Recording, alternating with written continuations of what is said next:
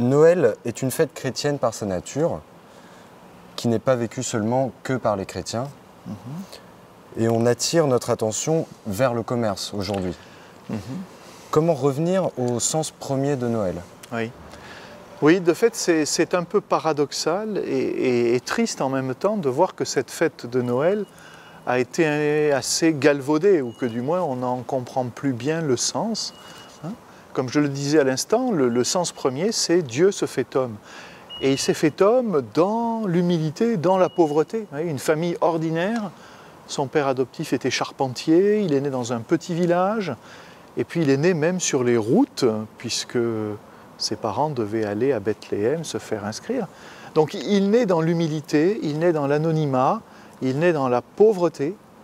Et aujourd'hui, malheureusement, cette fête de Noël est devenue la fête du commerce, de la bombance.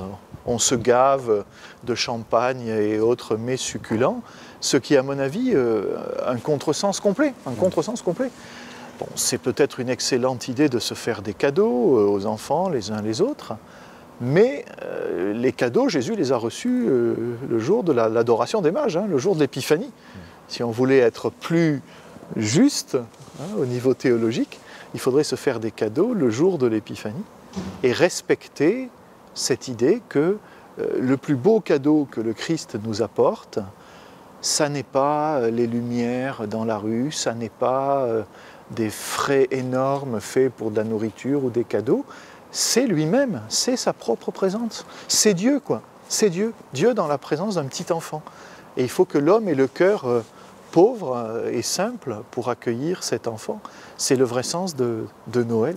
Se faire pauvre, se faire simple pour que Jésus puisse venir naître dans notre cœur et pas simplement dans la crèche que nous aurons dans nos maisons.